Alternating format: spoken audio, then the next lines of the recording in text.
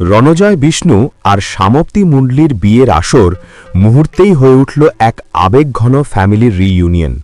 আর এই আবেগের কেন্দ্রে ছিলেন আমাদের সকলের শ্রদ্ধেয় অভিনেতা শঙ্কর চক্রবর্তী, যাকে আপনারা গুড্ডি ধারাবাহিকে অমিতাভ চ্যাটার্জি বা সবার প্রিয় জেঠুমণি হিসেবেই চেনেন।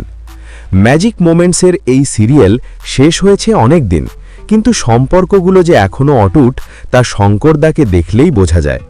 বিয়ের আসরে ঢুকে পুরনো সহ অভিনেতাদের দেখে তিনি আর নিজেকে সামলাতে পারেননি। সবাইকে আবেগতাড়িত হয়ে জড়িয়ে ধরেন এবং বলেন কত দিন পর সবার সাথে দেখা হলো। তবে সবচেয়ে বিশেষ মুহূর্তটি ছিল যখন তিনি নবদম্পতিকে আশীর্বাদ করতে গেলেন। শঙ্কর চক্রবর্তী বলেন, আমি আজ ভীষণ খুশি। আমার গুড্ডি আর অনুজ বাস্তবেও যে এক হবে এটা দেখে মনটা ভরে গেল। পর্দার জেঠুমণি বাস্তবেও যে এভাবে ভাইপো আর বৌমাকে আগলে রাখবেন তা দেখে উপস্থিত সবার চোখেই জল।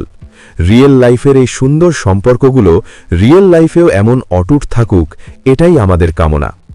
শঙ্কর চক্রবর্তীর এই আবেগঘন ভিডিওটি আপনাদের কেমন লাগলো কমেন্ট করে জানান, আর বিনোদনের সব আপডেট পেতে চ্যানেলটি সাবস্ক্রাইব করুন।